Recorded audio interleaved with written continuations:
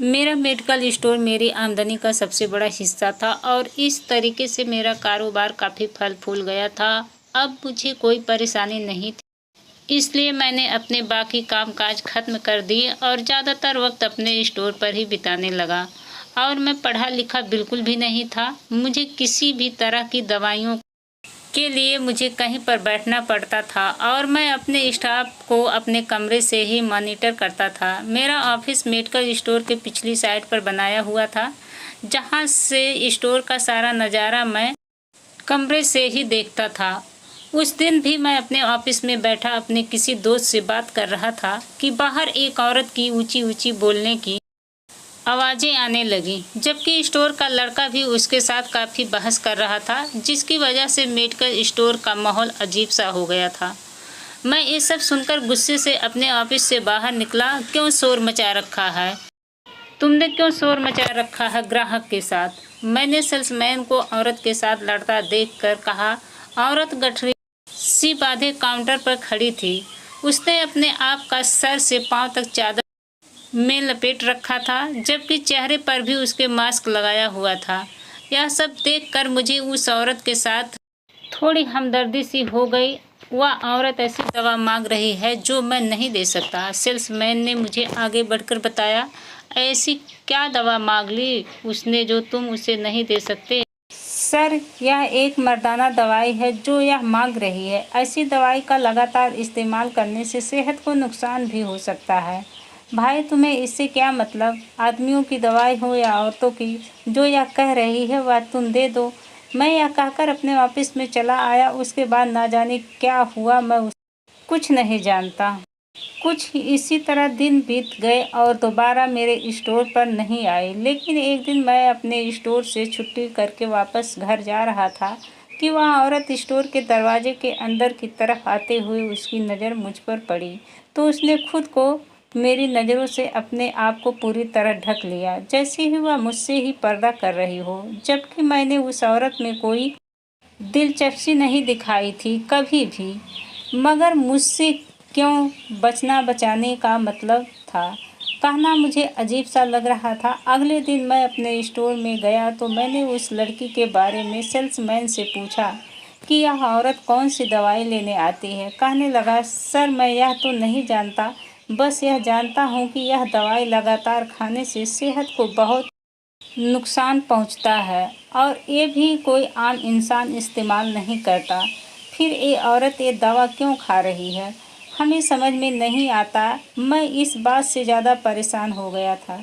मैंने तब अपने एक डॉक्टर दोस्त को कॉल किया और उससे इन दवाइयों के नाम बताए। वह कहने लगा कि यह दवाई मर्दाना आदमियों के लिए होता है, जैसे दाढ़ी उगाना, चेस्ट कम करना वगैरह के लिए इस्तेमाल की जाती है, और दूसरी दवाई ताकत और मजबूती की थी।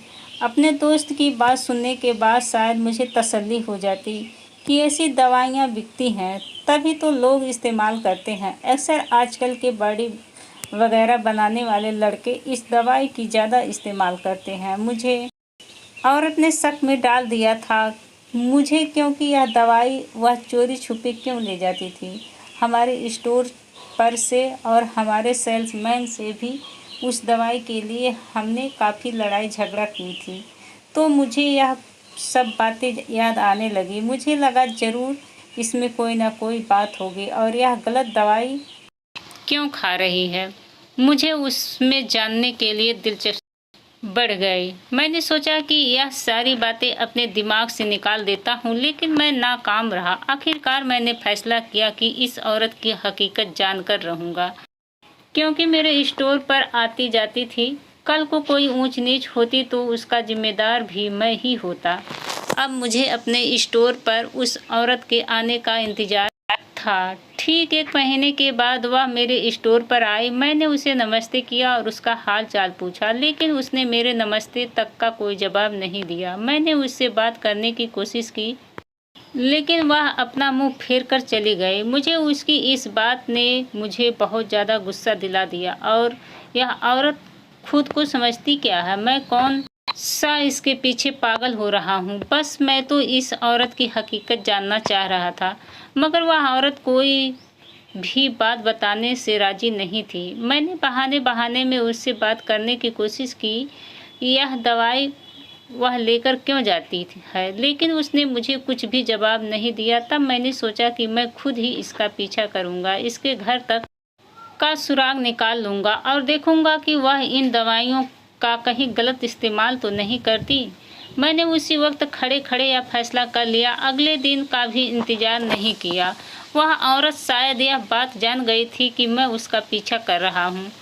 तभी वह तेजी से दुकान से निकली और आश्रम की तरफ चली गई। मैं जानता था कि औरत मुझे गुमराह कर रही है। मैं भी हार मानने वालों में से नहीं था। अपनी कार में बैठा और बड़े ध्यान से उसका पीछा शुरू कर दिया। वह भी ना समझ सकी काले शीशे वाली गाड़ी में कौन बैठा है और उसका पीछा कर रहा है।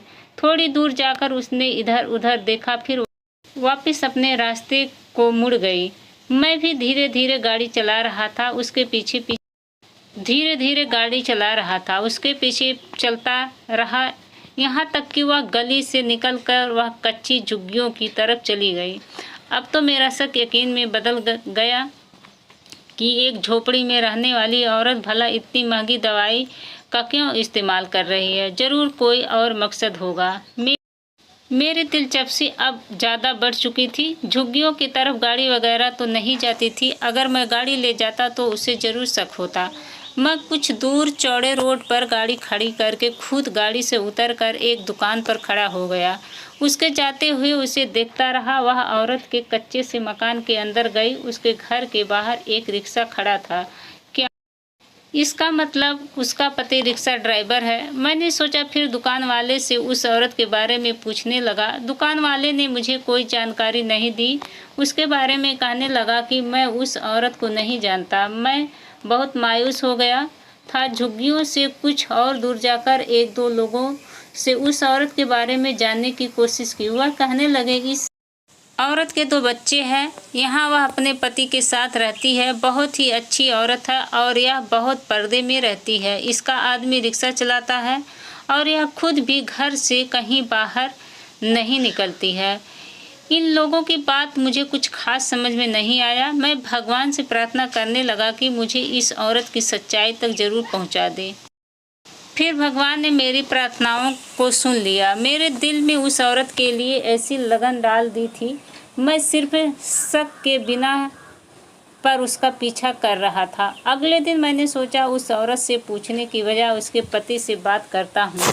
शायद मेरी बात वह समझ जाए और जिस दवाइयों के लिए मैं पूछ रहा हूँ शायद उसका पति मुझे बता दे। अगले दिन सुबह के 5 बजे मैं अपने सारे काम छोड़कर गाड़ी में बैठा और उन झुग्गियों की तरफ चल पड़ा। सुबह हो रही थी तो मैं जानता था कि रिक्शे वाले सुबह सुबह ही स्कूल छोड़ना और लोगों को छोड़ने का काम करते हैं, तो इस वजह से रिक्शे वाले सुबह ही उठ जाते हैं। मैं उस औरत के घर के थोड़ी दूर पर अपनी गाड़ी खड़ा करके उसके पति को देखने लगा कि वह रिक्शा देकर कब बाहर आता है और फिर मैं उससे बात करूंगा। मैं लेकिन उसका वहां पर आधे घंटे से इंतजार कर रहा था। तब उसके घर का दरवाज़ा खुला और सांवला सा एक छोटी हाइट का आदमी घर से निकला। पहले इधर उधर देखा, फिर उसकी नज़र मेरी गाड़ी पर पड़ी तो एकदम हैरानी से देखने लगा। जल्दी से अपने रिक्शे पर बैठा। इससे पहले कि वह आदमी रिक्शा चलाकर कहीं दूर चला जाता, मैं उसके पास पहुंच गया और उससे बोला कि साहब सुनिए, मुझे थोड़ा आगे तक जाना है, क्या मुझे तुम छोड़ दोगे? तब उसने मुंह फेर कर जवाब दिया, आपके पास इतनी बड़ी गाड़ी है, फिर आप मेरे रिक्शे पर क्यों बैठना चाहते हो? भाई, यह बात थी कि मुझे सब्जी मंडी जाना था। आपको तो पता है वह कैसी जगह होती है, वहाँ तक गाड़ी नहीं जाती। अगर आप मुझे वहाँ पहुँचा दे तो बड़ी मेहरबानी होगी, मैंने उससे कहा। और फिर मैं उसके रिक्शे पर बैठ गया और मैं दिल ही दिल में सोचने लगा कि सब्जी मंडी आने से पहले ही मैं इससे पूछ लूँगा कि वह औरत दवाई क्यों लेने आती है हमारे दुकान से, और वह उस दवाई को क्यों खाती है या अपने पति के लिए लाती है। लेकिन उसने अभी सब्जी मंडी नहीं आई थी कि उसने अपना रिक्शा रोक दिया। क्या हुआ भाई साहब? मैंने अनजान बनकर पूछा तो उसने कहा, मैं इससे आगे अपना रिक्शा लेकर नहीं जा सकता। अच्छा होगा कि आप यहीं पर उतर जाओ। ऐसा कैसे हो सकता है? मैंने तो आपसे सब्जी मंडी के लिए कहा था, पर मैंने तो नहीं कहा था आपसे कि आप मेरे रिक्शे पर बैठें। उसने मुझे बड़े तीखे शब्द में जवाब दिया। अच्छा ठीक है, तो मुझे तुम कॉलेज चौक पर छोड़ दो। मैंने उसे कहा, क्योंकि मैं उससे और बातें करना चाहता था और उसके बारे में जानना चाहता था। इसलिए मैंने उसे झूठ बोलकर और आगे जाने को कहा। दरअसल बात यह है कि मैं कुछ दिनों से आपकी पत्नी को आते जाते देख रहा हूँ।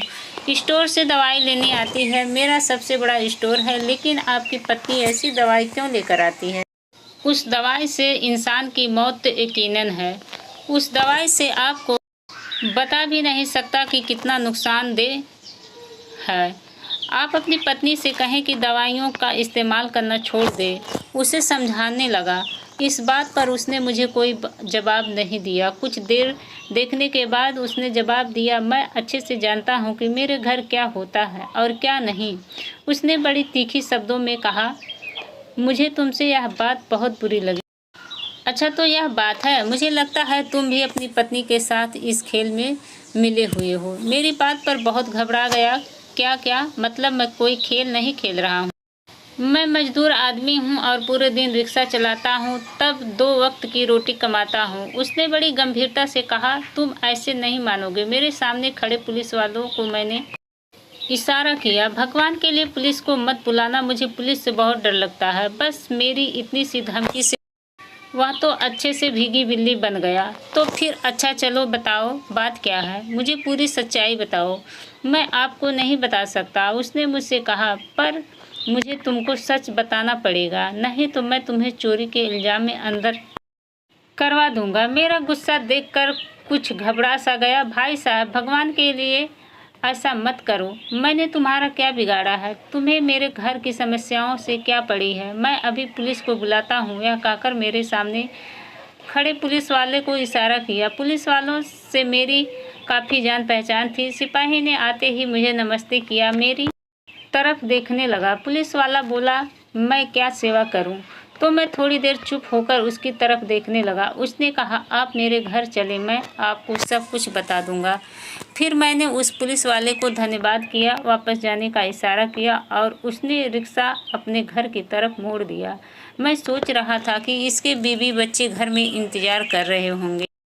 जैसे ही मैं और वह दोनों उसके घर के अंदर गए, उसके बच्चे दौड़ते हुए अपनी माँ से लिपट गए और मम्मी मम्मी कहने लगे। मैं तो बिल्कुल हैरान रह गया कि यह क्या हुआ।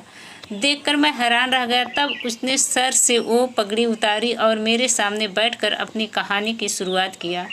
मिस्टर, तुम तो मुझे नहीं जानते, लेकिन मेरी निगाहें तुम्हें पहचानती है। और कैसे ना पहचानूं? तुमने और तुम्हारे पिता ने तो हमारी ज़िंदगी ही बर्बाद कर डाली। मैंने पूछा, क्या तुम बता सकती हो कि कैसे बर्बाद कर डाली? क्या मतलब तुम्हारा? अपने पिता को तो तुम जानते ही होगे। जी हाँ, मैं अपने पिता को अच्छी तरह से जानता हूँ, लेकिन अब वह इस दुनिया में नहीं रहे। वे हमेशा के लिए इस दुनिया में नहीं रहे। वह हमेशा के लिए मुझे और मेरी माँ को छोड़कर चले गए।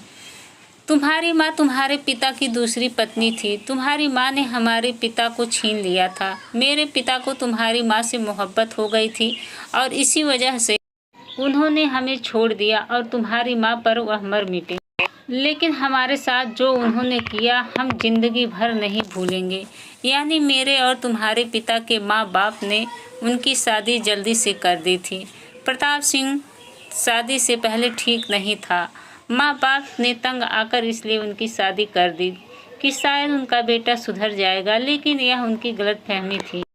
शादी के बाद तो उसके और भी पर निकल आए और वह अपनी पत्नी को मारने पीटने लगा, यहाँ तक कि उसकी आदत मशहूर होने लगी। जब मेरी माँ के रिश्तेदारों ने एतराज़ किया तो प्रताप सिंह ने किसी की परवाह न करते हुए उन्हें छोड़ने की धमकी दे दी।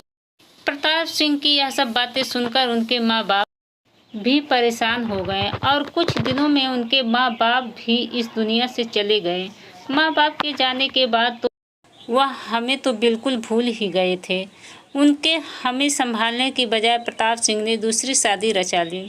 उन्होंने दूसरी शादी शहर के एक अमीर लड़की से की थी। वह लड़की को ना जाने उनकी कौन सी आदत उसको अच्छी लग गई कि उसने बिना छानबीन किए और यह जाने बगैर कि पहली पत्नी का कैसे गुजारा होगा उनसे शादी रचा ली। पर मेरी माँ और मैं उनके इंतज़ार में बैठे थे कि हमारे पापा हमें भी अपने साथ रखेंगे, पर उन्होंने पीछे मुड़कर भी नहीं देखा। यह सब तुम क्या कह रही हो? ऐसा नहीं कर सकते मेरे पापा, ऐसा नहीं कर सकते। तुम झूठ बोल रही हो।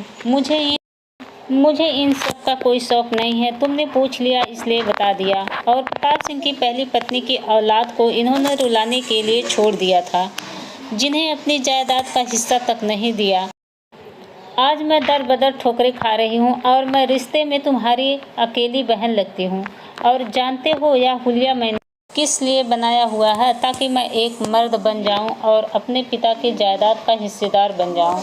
मेरे 2 बच्चे हैं, उनको भी पालना है। मेरे पति शादी के कुछ ही दिनों बाद एक रेल दुर्घटना में मृत्यु हो गई थी, इसलिए मैं वह दवाइयाँ तुम्हारे स्टोर से लाती थी, उनको खाती थी ताकि मैं एक मर्द बन सकूं, ताकतवर।